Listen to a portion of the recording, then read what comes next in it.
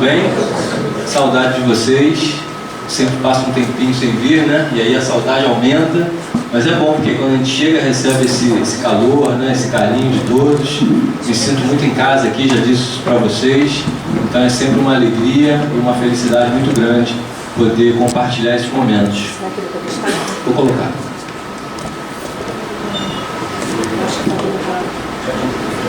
Muito bem, nosso tema é as 3 formas de amor. Então vamos lá. Que dia é hoje mesmo, hein, gente? 4 de setembro. Quem acha aí que o tempo está passando rápido, levanta a mão. Bastante gente, né? O que será isso? Será um fenômeno? Será que a Terra está girando um pouquinho mais rápido? Tem uma teoria que diz isso por aí, né? Mas, se a gente for parar para pensar, e eu já fiz essa pesquisa, pessoas que moram mais no interior, digamos assim, na roça, não tem tanto essa sensação. Então, será que o tempo está passando rápido mesmo? Ou é alguma questão subjetiva que está nos envolvendo? Eu tenho para mim que é uma questão subjetiva, que é muito da correria do nosso dia a dia, que é muito do excesso de informação e do estresse que nos acomete, principalmente nas grandes cidades, né? Eu moro no Rio de Janeiro, acordo cedinho todo dia, 4h30, 5 horas da manhã. Quando vou passear com o meu cachorro, já tem movimento, já tem carro passando para lá e para cá, a gente pegando ônibus. Então, essa agitação toda, o excesso de tecnologia e toda essa informação que nos circunda, gera uma demanda mental. E aí a gente se distrai e não percebe o sol nascendo, o sol se pondo, como a pessoa do interior percebe. Então a gente acaba tendo essa sensação de tempo passando rápido. E quando a gente está nessa correria toda, será, eu fico me perguntando, que a gente para analisar, para refletir sobre as coisas mais importantes da vida? Sobre aquilo que tem real significado? Tipo o que, Anderson? Tipo a nossa evolução? Tipo, será que a minha vida está indo na direção certa? Será que eu estou corrigindo os meus defeitos? Será que eu estou dando atenção para as coisas que são prioritárias na minha vida? Então eu não sei, sinceramente, se a maioria de nós para fazer essa reflexão. Se eu estou feliz? Se as pessoas ao meu redor estão felizes? E é engraçado, porque toda vez que a gente fala das coisas importantes da vida, a felicidade surge assim como um papel principal, né? Por que será? Porque a felicidade realmente é muito importante. E hoje não é o nosso tema esse, né? Felicidade. E até acho que a gente já falou a respeito, acho não, numa palestra que tinha o tema sucesso verdadeiro, sucesso espiritual, aí a gente foi nesse caminho. Definir a felicidade, o que é o sucesso verdadeiro e quais são os pressupostos que levam a gente para viver uma vida feliz. E como esse não é o nosso tema exatamente, eu vou só sugerir, me arriscar a dizer que existem 4 pilares que ajudam a gente a ter uma vida feliz. E que pilares são esses?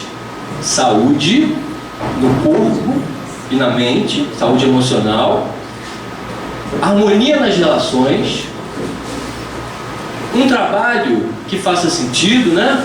Que você goste de executar. Nem todo mundo tem isso. Aliás, até acho que muita gente não tem isso. Também não vamos esmiuçar isso. E uma vida financeira equilibrada. Isso também é importante para a gente ter esse conjunto, para a gente ter essa base que nos sustenta. Agora, essas condições são absolutas para a felicidade? Quem acha que essas condições são absolutas, levante a mão, por favor. Que beleza, hein? O pessoal está com um pensamento bastante alinhado, na minha opinião. Por quê? Porque é possível ser feliz com a saúde um pouquinho precária? É possível. É possível ser feliz mesmo tendo uma ou outra relação que está com dificuldade? É possível. Com a vida financeira não tão estabilizada? Claro que é possível.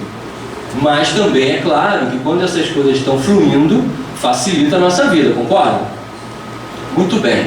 Agora digamos que a gente tenha todos esses pilares, show de bola, nota 10, tudo bem resolvido. Mas, se não tivéssemos amor, será que a vida teria o mesmo sentido? Será que valeria a pena, mesmo tendo esses pilares, um dia viver uma vida sem amor? E o que será uma vida sem amor? Para isso a gente tem que definir amor, né? Mas só começando aqui essa nossa troca, vamos pegar assim pelo simples, pelo óbvio.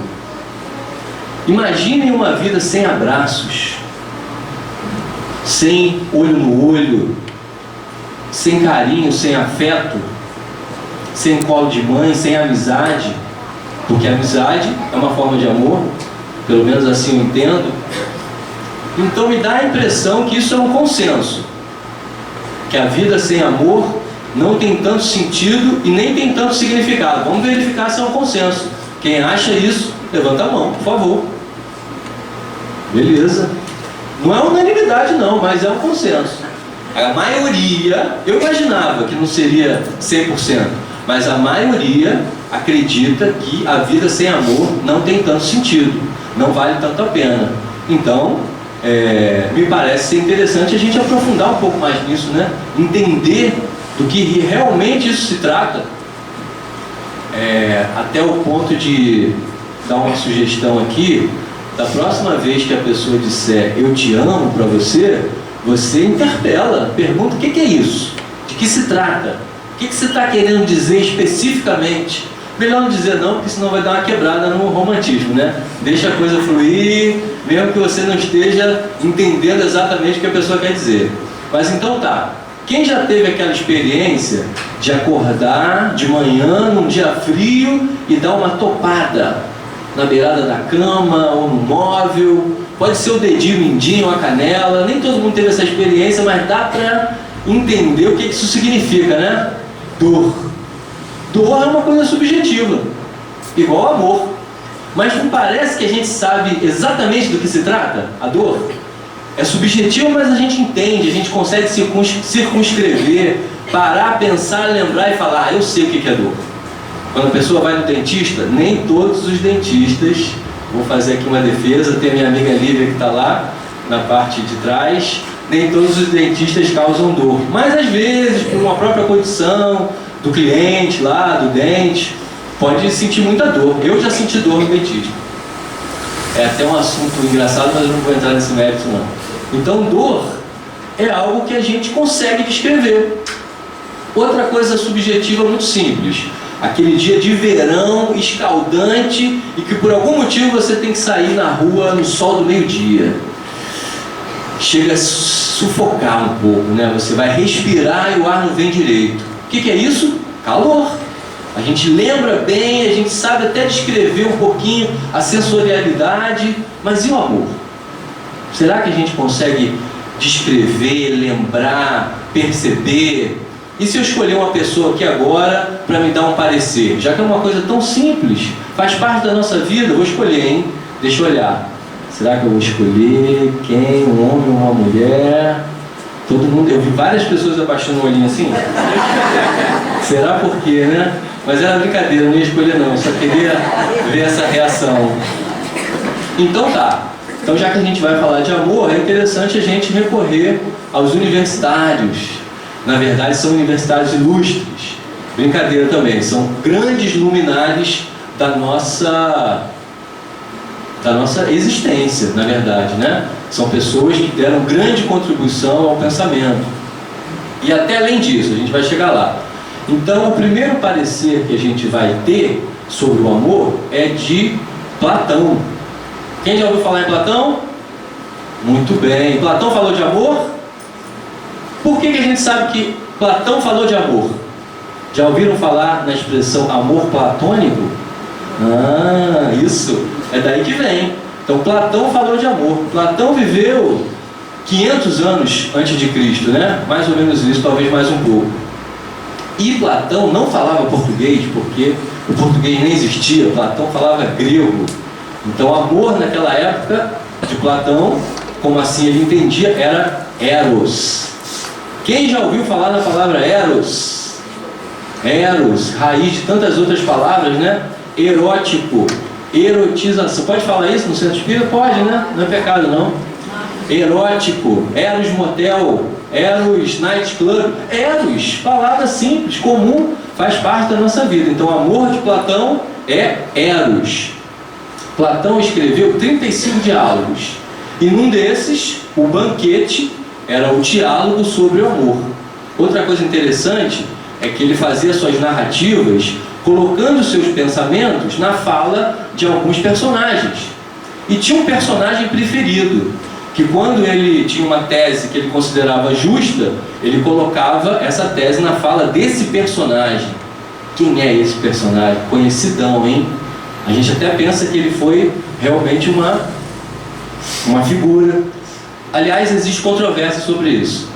Sócrates, o personagem que Platão criou para apresentar suas teses, era Sócrates. Então, a coisa mais recorrente ele era apresentar um discurso, um diálogo com o tema que ele queria apresentar, e quando era o pensamento dele, do Platão, Sócrates falava. E aí a definição de Platão na fala de Sócrates há 500 anos atrás é: amar é desejar. Amor é desejo. Foi simples, foi claro, foi direto, era assim que ele entendia. E indo um pouquinho mais a fundo, então você ama aquilo que você deseja. Você ama aquele ou aquela que você deseja. Você ama na intensidade que deseja. E você ama enquanto houver desejo. Já fica implícito uma má notícia aí, não fica? Quando acabou o desejo, acabou o amor. Se amor é desejo, acabou o desejo, não tem mais amor. Vamos lá, não estou aqui querendo discutir com Platão, estamos só apresentando o pensamento dele. E aí fica uma pergunta óbvia no ar: o que é desejo? Desejo é a falta, é a lacuna, é aquilo que você ainda não tem e quer ter, de repente. É aquilo que você ainda não faz e quer fazer, é aquilo que você ainda não é e quer ser. Aí a fórmula começa a ficar mais redonda, mais completa. Você ama o que deseja e deseja o que não tem. E quando tem? Não deseja mais. Assim que é a fórmula do desejo segundo Platão. E será que a gente reconhece isso na nossa vida? Será que essa definição atravessa a história? Platão foi o filósofo mais influente, o pensador mais influente da humanidade, segundo os estudiosos. E eu acho que ele tinha uma certa razão, porque a nossa sociedade se fundamentou nesse pensamento platônico. Você deseja algo, vai em direção daquilo, consegue, atinge, realiza. Um tempinho depois, como é que acontece? Parece que aquilo vai ficando meio morno, né? Vai ficando para o escanteio, até as crianças, com seus brinquedos e por aí vai. Nós adultos também, em várias situações. Então esse é um dilema do amor de Platão, e a nossa sociedade capitalista aplaude esse amor, né? Vangloria esse amor, que é o Eros, porque ela se sustenta a partir da falta, ela se sustenta a partir do desejo não realizado. Muito bem, só um golinho d'água.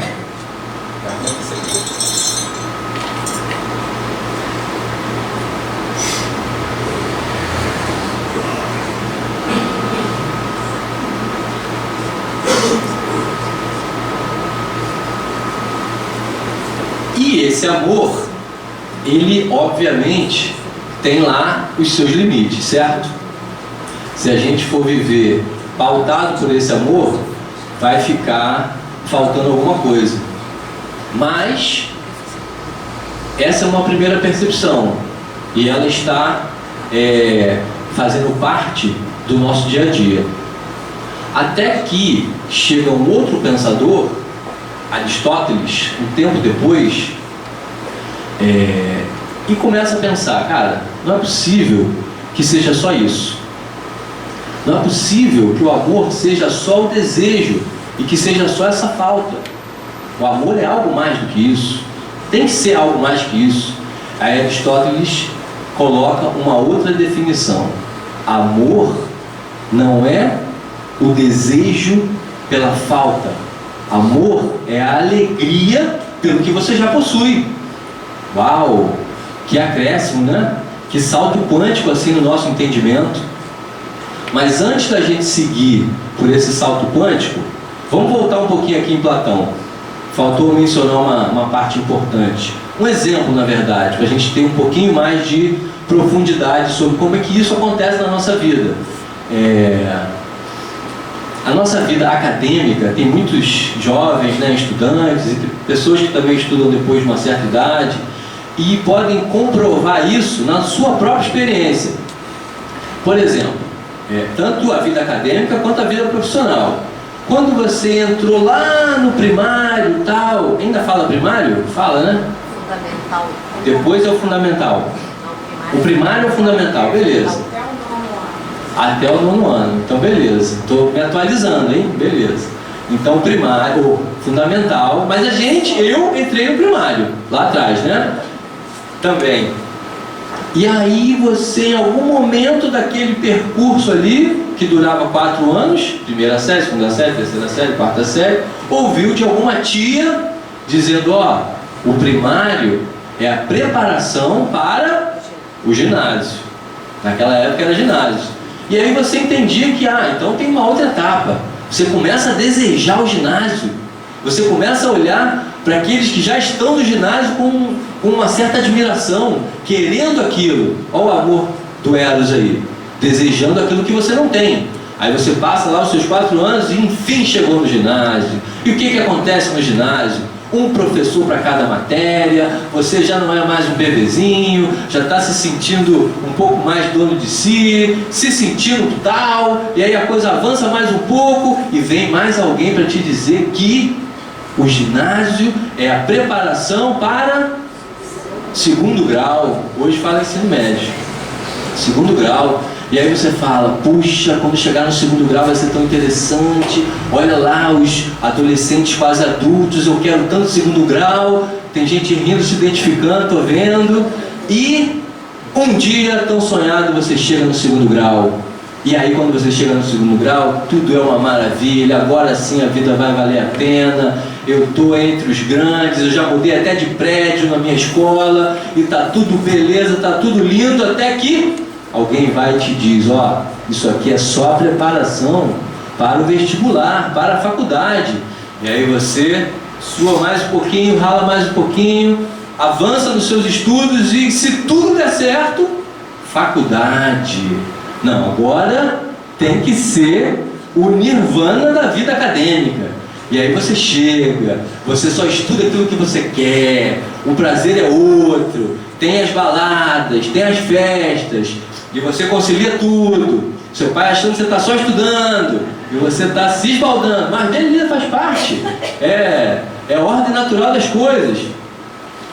E logo alguém começa a cochichar no seu ouvido, estágio, porque se você não fizer estágio, essa faculdade que não vai te ensinar nada, não te prepara para o mercado de trabalho, e aí você corre igual um maluco para conseguir um estágio, e até que um dia você enfim consegue um estágio.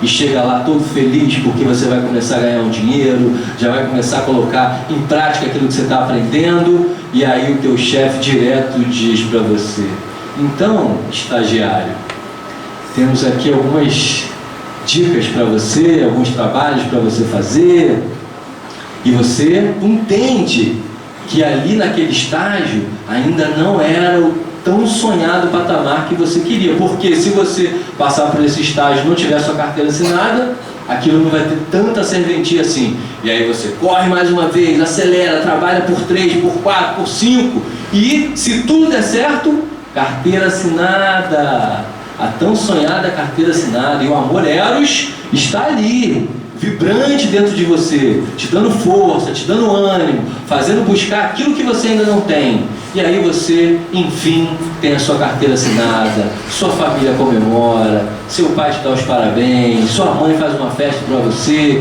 e você chega no primeiro dia no trabalho, se você já trabalhou em empresa sabe como que é isso, e o teu chefe fala, olha, aqui a empresa são 15 níveis. E você está no G15, obviamente, né?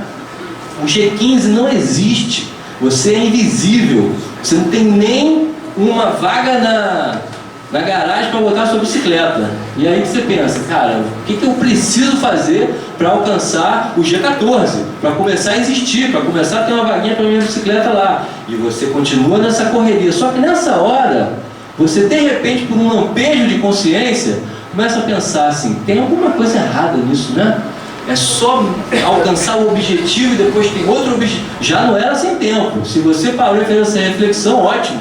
De repente começou a acordar dessa grande hipnose, hipnose negativa, porque tem hipnose positiva, que nos circunda, que nos envolve. Só que o ritmo é tão grande, como diz os jovens por aí hoje, tão frenético, que você não tem tempo para refletir muito. Olha a correria aí de novo. E aí você se engaja para chegar no G14, e aí, gente, uma coisa após a outra, de repente já se passaram 10 anos, 15 anos, e você está no G8, teu chefe está no G3, já tem aquelas siglas lá, CPO, CEO, é isso, é aquilo, e você acha que está tudo indo muito bem, e começa a falar assim, quando chegar a aposentadoria, ai, que delícia que vai ser, aí eu vou poder desfrutar, eu vou poder ser feliz, e você começa a amar a aposentadoria, porque você ama aquilo que você não tem, você ama aquilo que te faz falta, e você persegue a aposentadoria, e um dia, se tudo der certo, ela chega, e ela chega com todas as suas promessas, e o tempo passa, a coisa não é tão espetacular assim, muitas pessoas sentem muita falta do trabalho, principalmente se era um trabalho que as realizava, e o tempo passa rápido, principalmente para quem vive nessa agitação e nessa correria. Pode ser que um dia você chegue aos 80, se tudo der certo, é claro, e ao chegar aos 80, pode ser que um dia você esteja no seu leito, a sua família esteja à sua volta, e chegue uma pessoa vestida diferente para falar algumas palavras para você, e aí ela diz, sabe o quê? Sem tristeza, porque o melhor ainda está por vir na outra vida. É o Padre querendo te dar ali o conforto da última hora. Você passou a vida inteira buscando o próximo passo, buscando o melhor que ainda está por vir, e chega nessa hora a gente ainda ouve isso. Beleza, Eros está por toda parte. E no consumo? No consumo é a mesma coisa. Ou vocês já ouviram falar uma campanha publicitária assim: agora que você já comprou o nosso produto, guarde o seu cartão de crédito e vá ser feliz com aquilo que você comprou. Jamais vocês vão ver isso. Por quê? Porque no reino de Eros, na sociedade capitalista, o que você comprou não vale nada. O que vale é o que ainda está por vir. O que vale é o que ainda falta. O que você ainda não tem. É o iPhone 5, é o 6, é o 6S. E quem duvida que a gente vai chegar no iPhone 35? Eu não duvido. Eu acho que a gente está caminhando a passos largos para isso. Tem até uns planos que você vai pagando mensalmente para trocar de celular todo ano. E a tecnologia que vem no próximo é uma coisa mínima, mas a sua mente está conectada nessa ideia do amor de Eros, que é fomentado dia e noite na nossa sociedade. E pensem que isso é fácil assim de driblar e de sair, de ter um pensamento crítico, não é fácil. Porque é uma força muito grande do sistema, da mídia, né? E os jovens têm um pouco mais a resistência baixa em relação a isso. Nós, como adultos, além de exemplos, precisamos estar ali firmes, instruindo, mostrando valores, e nem sempre vai dar tão certo assim, mas é o trabalho incansável de quem educa, de quem é responsável por guiar uma vida nessa trajetória tão maravilhosa que é essa aqui, né? De evolução, de crescimento e por aí vai. Agora sim, vamos entrar no amor de Aristóteles. E se o amor de Platão é Eros, e Eros é desejo, amor é desejo, no amor de Aristóteles, a palavra grega é filia. Filia com PH, igual a de filosofia antigamente, que nada mais é do que amor pelo conhecimento. Filosofia é amor pelo conhecimento. E como eu já disse, Aristóteles foi um desses que levantou a mão e falou: tem alguma coisa errada nesse reino de Eros aí. Então o amor de Aristóteles é aquele que diz o seguinte, vou repetir, eu amo, eu me alegro com aquilo que eu já possuo, com aquilo que já é meu, com aquilo que já me pertence, não só em termos materiais, mas em termos situacionais, relacionais e por aí vai. Percebam como é uma reconciliação, esse amor de Aristóteles, com o mundo real, com aquilo que está presente na sua vida. Foi realmente uma mudança significativa e muito positiva. Porém, se a gente pensar bem, a gente olha no entorno e vê pessoas muito apegadas às coisas que ela já tem, às coisas que ela ama. Já perceberam isso? E apego também não é uma coisa que facilita o seu progresso espiritual. Então, só para deixar claro, o amor de Aristóteles não é pelo carro que está na concessionária, é pelo seu carro. Não é pelo trabalho do seu colega, é pelo seu trabalho, aquele que você já tem. O amor de Aristóteles não é, não sei se eu falo isso, o amor de Aristóteles, filia, é pela sua esposa, não é pela vizinha e nem pela colega de trabalho, enfim, delicado, mas é isso que a gente está falando. Isso serve para as mulheres também. O amor de Aristóteles, filia, é pelo seu marido, não é pelo Cauã Raymond, não é pelo José Maia, para quem já tem uma idadezinha. Então, é possível a gente colocar a nossa atenção e nosso foco naquilo que a gente já possui e se alegrar com aquilo? Sem dúvida que é. Mas da mesma forma que eu defini desejo no amor de Platão, porque amor de Platão é desejo, vamos definir alegria, porque amor de Aristóteles é alegria. O que é alegria?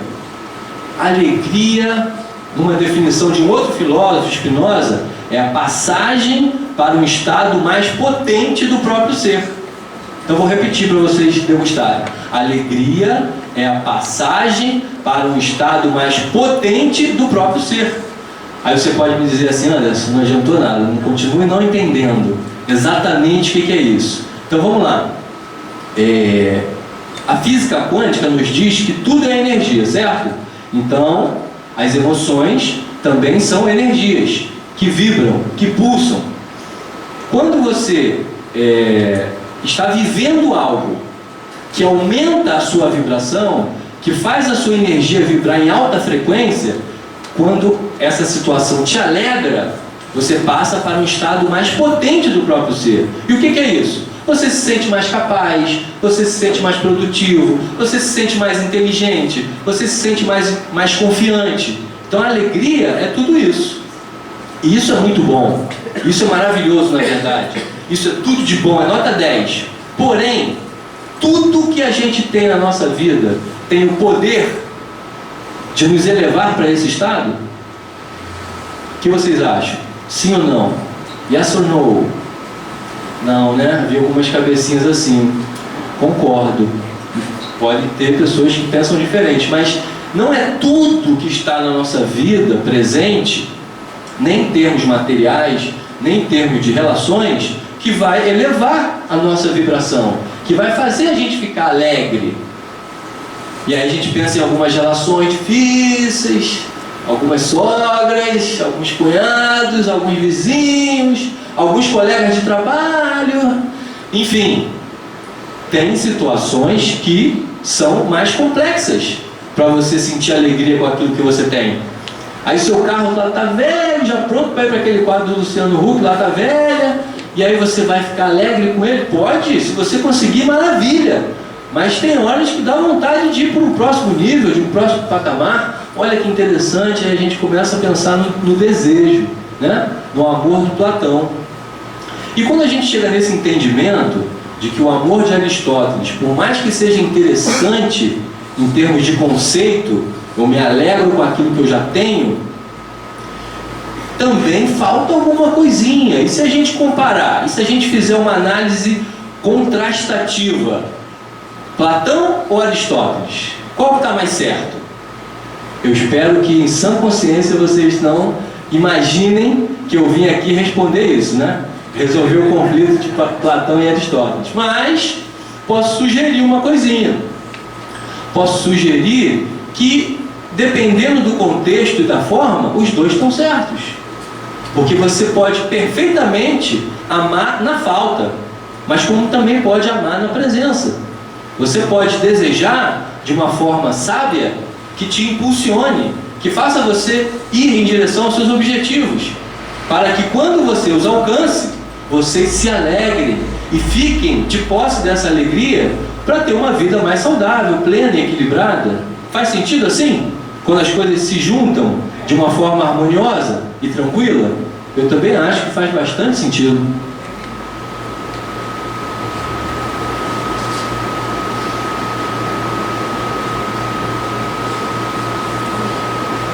Mas ainda está faltando um terceiro pensador, né? Um terceiro luminar da nossa história. E quem é que sabe quem é que eu vou falar agora? Está meio óbvio, né? Essa foi mole.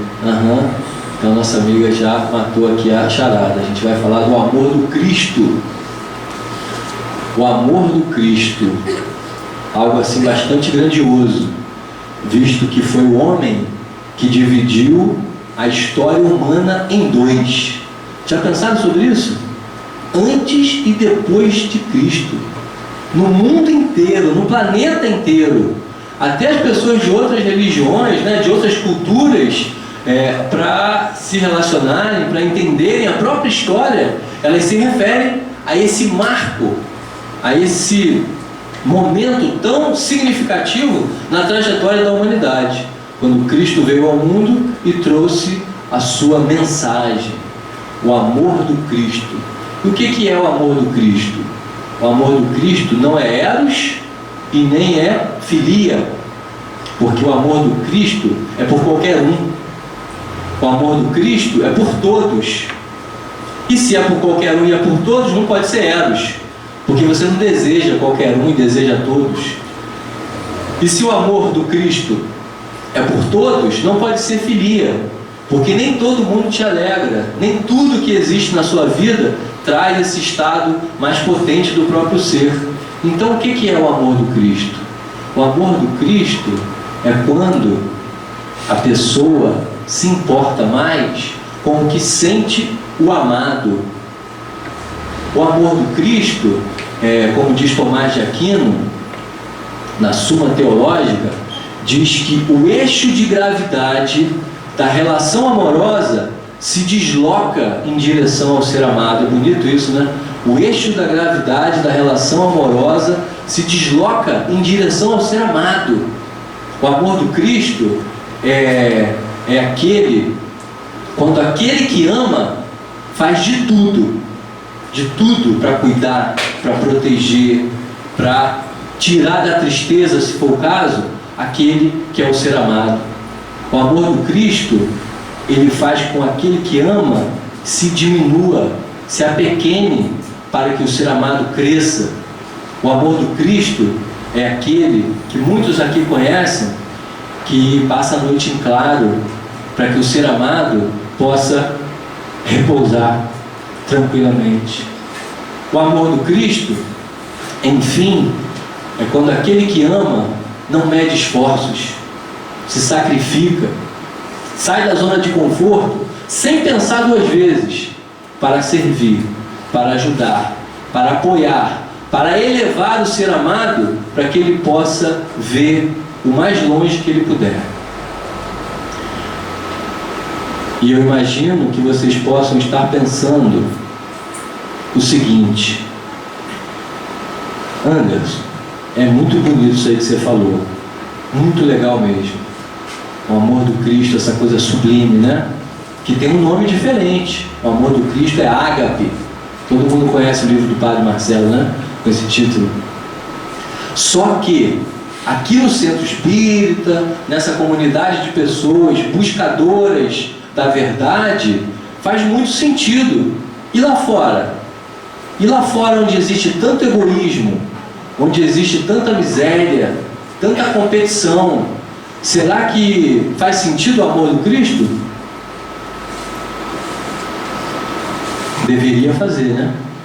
E a gente está aqui para isso, para cada vez mais crescer nesse entendimento, crescer nesse saber e multiplicar. Como a Gênesis, né? Crescei e multiplicai. Só que agora é multiplicar não só em termos de espécie, é multiplicar a consciência. E se a gente olhar bem, a gente percebe que o amor do Cristo também está em toda parte. Eu vou contar um exemplo rápido de um professor, que aliás é o professor que me inspirou a fazer essa palestra. Eu não o conheço pessoalmente, eu assisti uma palestra dele na internet, que falava sobre felicidade e tal, e ele trazia essa abordagem. Eu gostei tanto, que eu falei, cara, eu quero compartilhar essa informação tão luminosa. E me parece que ele é ateu, mas ele falou do amor do Cristo, e aquilo me intrigou muito. E ele conta, professor Clóvis de Barros Filho, se vocês quiserem assistir a palestra dele no YouTube, vale muito a pena. Com certeza, e muito melhor que essa aqui, então vai completar e vai acrescentar muita coisa. Ele conta que a filhinha dele de 4 anos teve uma doença, síndrome de Kawasaki, muito pouco comum aqui no Brasil, mais comum no Oriente, no Japão, na China. Pelo nome a gente já conclui isso um pouco, né? Só que é uma doença muito grave e se parece muito com a AIDS, porque afeta gravemente o sistema imunológico. E o tratamento é o mesmíssimo, só que a menina estava debilitada, precisou ir para o hospital, ficou internada no CTI, tomando lá a medicação. E essa doença tem 2 diferenças importantes em relação à AIDS. Uma para melhor e uma para pior. Ela geralmente acomete crianças de 4 a 6 anos. A diferença para pior é que se o vírus desincubar, mata na hora. Não tem essa coisa de protelar e nem com a medicação. Agora, se o vírus não desincubar em 2 anos, o vírus morre e a criança se salva. E, graças a Deus, no caso dele, a menina se salvou. Mas ele conta que no ápice daquele momento onde ele viu a filha no CTI, entubada, ele interagiu com alguma força. É assim que ele se refere, porque ele não tem ainda uma visão espiritual. Mas nessas horas de dor, nessas horas onde o seu espírito é chamado a passar por uma experiência muito dolorosa, é a hora que de repente a gente começa a acordar a nossa centelha, né? A nossa centelha espiritual, a nossa centelha divina. E ele disse assim, por favor, por que não troca? Por que eu não posso ir para o lugar dela? E se você acha que eu sou grande demais, se você, né? Veja bem, se você acha que eu sou grande demais, coloca 20 desses bichos em mim e liberta a menina. E ele diz que nessa hora ele tomou consciência que a vida da filha dele valia 20 vezes mais do que a dele, ou mais. Isso é ágape. Esse é o amor ágape, onde você recua para que o outro surja e se engrandeça, porque o outro é muito importante para você. E se vocês estiverem pensando, filho pequeno, né? Filho pequeno é uma coisa que mexe profundamente com as fibras do nosso coração. Quase que qualquer um que tem filho pequeno pensaria desse jeito, ou faria isso se fosse possível. Pois bem, é verdade. Mas então vamos ver outros exemplos. Quem se lembra da Boate Kiss, lá em Santa Maria, que pegou fogo alguns anos atrás? Algumas pessoas que se salvaram naquele dia trágico voltaram para dentro da boate, para salvar algumas pessoas que conheciam e outros para salvar qualquer um, o próximo, como Cristo diz. E muitas dessas pessoas que voltaram não se salvaram. não tiveram essa oportunidade pela segunda vez. Isso é ágape. Ágape está em toda parte também, não é só Elos, não.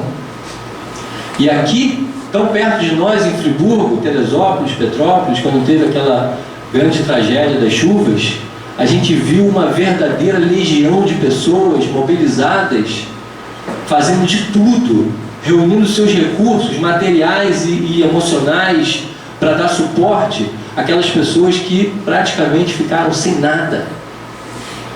E eu cheguei a ver na televisão pessoas descendo o barranco abaixo para salvar quem tivesse ali embaixo, até colocando a sua própria vida em risco. Isso é ágape. Eu lembro agora estou lembrando de uma cena de uma senhora que estava numa laje e a água vindo e as pessoas jogando uma corda para ela, ela se amarrou e ela estava com 2 cachorros. Não sei se vocês lembram dessa cena. E ela querendo segurar os 2, mas depois não conseguiu. Ela estava ali com toda a sua fibra do mundo. Ágape pelo animal. Você colocar o outro como uma fonte de amor, como algo tão importante que você está disposto a tudo. Então, ágape está em todas as partes. A gente precisa, inclusive, reconhecer o quanto a gente já faz isso. Porque aquilo que a gente foca, já dei essa palestra aqui, aumenta. Você coloca o seu foco em alguma coisa e aquilo se expande. E se você colocar o seu foco no ágape, naquele amor que você já tem, naquele amor que você já pratica, isso vai expandir na sua vida e vai tocar as vidas mais próximas, e isso vai virar uma grande corrente do bem. E se você acha, se você ainda está pensando, você falou de um exemplo do pai com a filha, que é uma coisa que realmente é muito emblemática, você falou de tragédia, que é uma outra coisa emblemática, às vezes a pessoa mergulha naquela situação instintivamente, mas não. Se a gente for parar para analisar, você vai lembrar de quantos gestos de caridade você já presenciou na sua vida. Gestos simples, às vezes na rua, às vezes você fez, às vezes você recebeu um gesto de caridade de forma completamente desinteressada. Isso é ágape, isso é o amor do Cristo. Ele abriu essa porta 2000 anos atrás e a gente vem batalhando para aprender isso, para codificar essa experiência grandiosa em nós, e a gente está conseguindo. Ao contrário do que muitos pensam, o nosso mundo está progredindo, devagarzinho, silenciosamente, apesar dos pesares. Quando você pensa nos movimentos humanitários espalhados por aí afora, onde as pessoas estão engajadas em servir, em ajudar o próximo, isso é ágape. Todas as instituições comprometidas com o bem, comprometidas com diminuir a dor e o sofrimento do próximo, em compartilhar aquilo que tem de melhor, isso é ágape. E não é puxar a sardinha, mas o Lar Francisco é um exemplo lindo de ágape.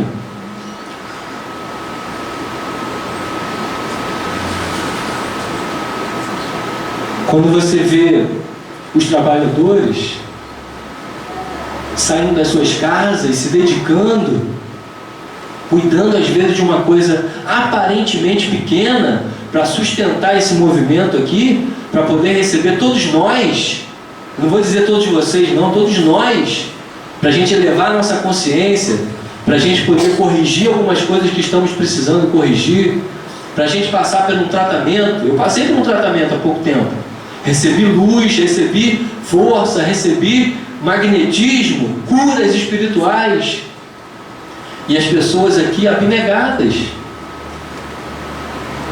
sem te cobrar nada e te dando muito. Isso gera uma mudança no nosso coração tão significativa que você quer fazer parte disso, que você quer entrar nesse movimento de alguma forma. E felizes são aqueles que já descobriram essa possibilidade. Felizes são aqueles que já abraçaram essa causa, essa missão, que é o amor do Cristo. Sabe por quê que eles são felizes? Porque nós somos felizes. Porque quando você abraça essa causa, olha que coisa interessante que acontece. O seu desejo que antes era aquele Eros, do jeito que Platão explicou, ele começa a ser convertido para ajudar o próximo, para servir aquele que precisa mais do que você. E a sua alegria começa a se estabelecer justamente no serviço, justamente na caridade, justamente na doação. E é nessa hora que o trabalhador do Cristo sente uma força indescritível, uma força inabalável, porque é quando os três amores se juntam e se encontram: Eros, Filia e Ágape.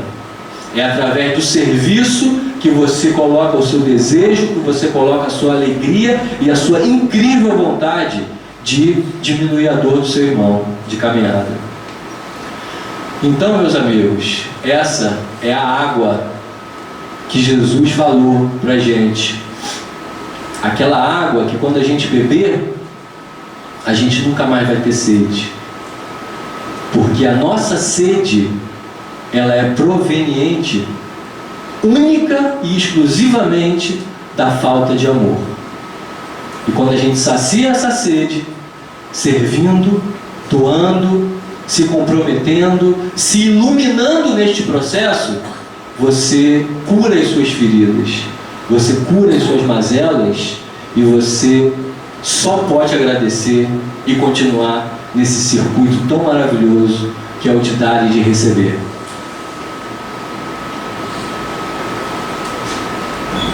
Porque no amor do Cristo, quanto mais você dá, mais você recebe. Então é nesse entendimento, meus irmãos, que a gente segue entendendo esse convite que o Cristo nos faz. Porque desejar é possível, desejar é bom, quando você tem sabedoria, quando você não deseja pelo desejo, quando você faz do desejo uma força propulsora para atingir os seus nobres objetivos da sua vida. Mas isso não é o bastante. A alegria pelo aquilo que você conquistou é maravilhoso. É um dos grandes desafios da humanidade moderna. Você conseguir se alegrar com aquilo que você já tem, com a vida que você já tem, com a história que você tem, apesar das dificuldades que você possa ter passado na sua vida. Olhar para o lado e conseguir agradecer todas as experiências que te trouxeram até aqui. Então essa alegria é fundamental, ela é maravilhosa, mas também não é o bastante. Porque se a sua alegria for solitária, não vai ter muita graça. Porque se você for uma ilha de felicidade, de alegria, cercado por um mar de tristeza, pensa como isso seria. Não vai ter muita graça. Então o convite do Cristo é esse: zele pela alegria daqueles que estão em volta, proteja-os da tristeza. E aí não tem como dar errado, não tem como dar errado. Desejo, alegria e uma incrível vontade de servir, de compartilhar aquilo que você tem de melhor, vida boa, meus irmãos, garantidamente, com Cristo cada vez mais vivo em nossos corações. Então que a paz do Senhor Jesus se expanda e cresça a cada dia dentro dos nossos corações. Amém. Obrigado.